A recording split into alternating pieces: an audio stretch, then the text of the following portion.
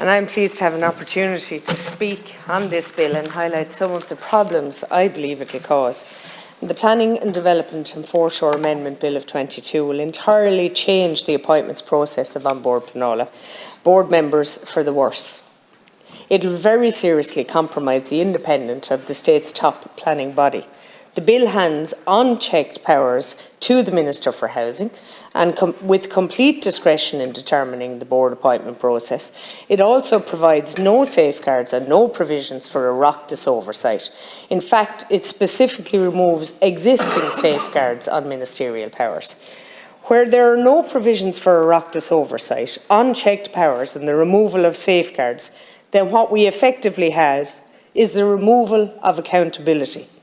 Now, many will argue we don't currently have much accountability across government and state departments, but this bill certainly will help to endorse that particular problem.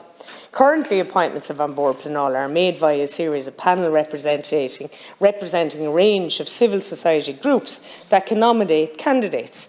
And this system is by no means perfect, but it does provide for significant input from civil society.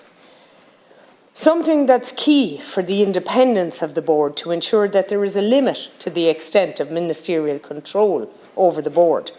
And this existing system can and should be reformed to ensure transparency, accountability, public confidence, and to uphold An Bord Pleanála's independence. The bill removes all safeguards, Oireachtas oversight and checks and balances on these powers, essentially giving you, Minister, the power to stack the board with your appointees, including ones that have not gone through a rigorous open recruitment process. And such a process is vital to ensure that the balance and mix of appropriate skills and knowledge is maintained on the board.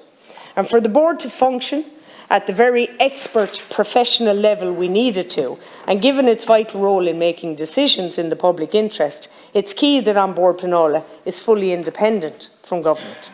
And the government claims that this bill is urgently needed to fill vacancies on the board and to address the growing backlog of cases.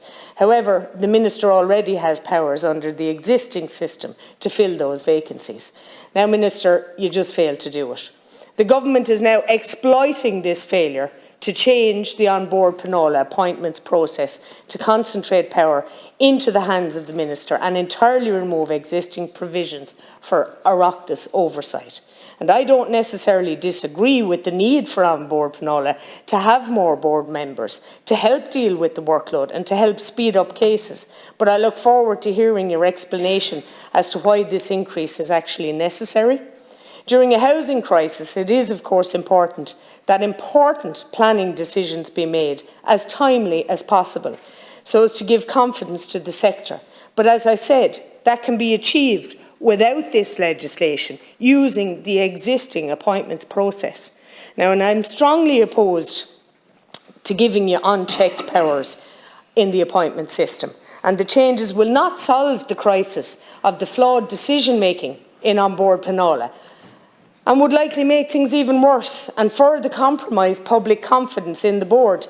It's an entirely irresponsible, inappropriate political response. And the problems stem from under-resourcing, workload overload, unrealistic time constraints and excessive power given to those through SHD and SPPRs. The proposed amendment to Section 106 will simply make the situation worse by removing any possibility of independence and by concentrating excessive power to you as Minister.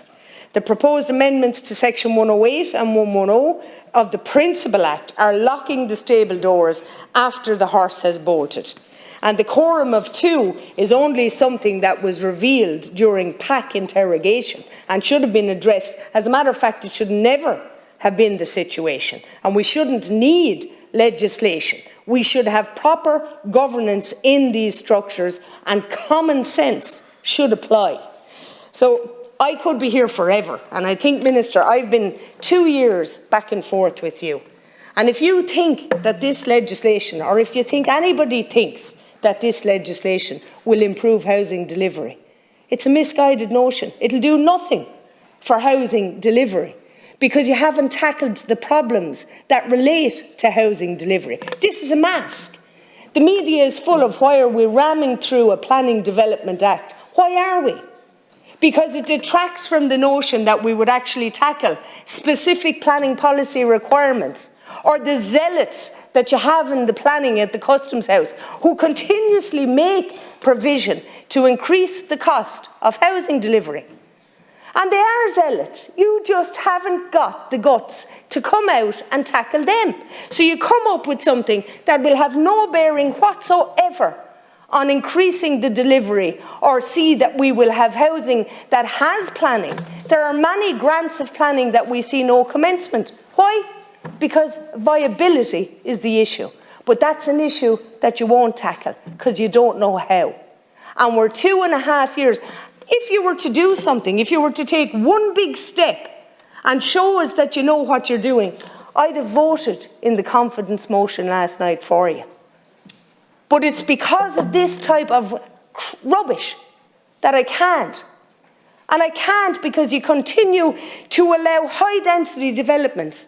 The cause of where we are today, we have no housing delivery because we can't deliver housing viably. And there's no amount of nationalisation going to change it. High-density developments, where once upon a time they worked in Dublin, but with the event of interest rate increases, we no longer can even get funding for high-rise in Dublin. And you are well aware of it. So what we have in housing this year will probably have by next year. You can shake your head, Minister. Show me what you've actioned that says we can build houses viably. Because so far we have a vacant site tax that will add 3% per annum to the cost of any site. You have a concrete levy coming forward that will drive the cost of the concrete in the property and the building up further. And there's many more. You've doubled the price of large-scale planning applications. Show me the action you've taken that reduces the cost of building, that allows us to build houses that people want. Front and back gardens, side entrance access.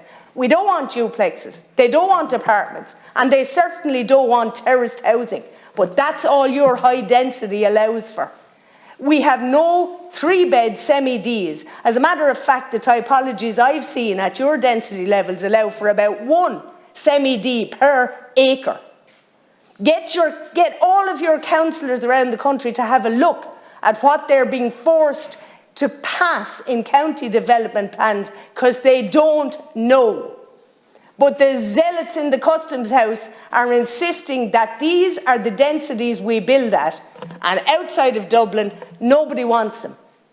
And no matter what you do, nothing in this bill is going to increase or change that. And next year, the delivery and the following year will be even worse. A little statistic, Minister.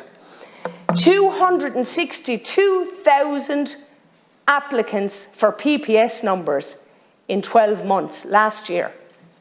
They all need housing, alongside all of those who are here already.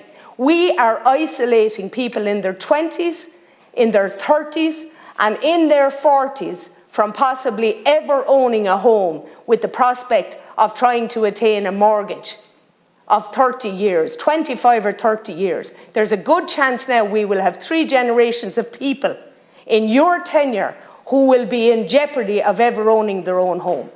So when you can tell me and show me the actions that will improve the delivery of housing, then we'll have a confidence motion that I can vote yes for. Thank you.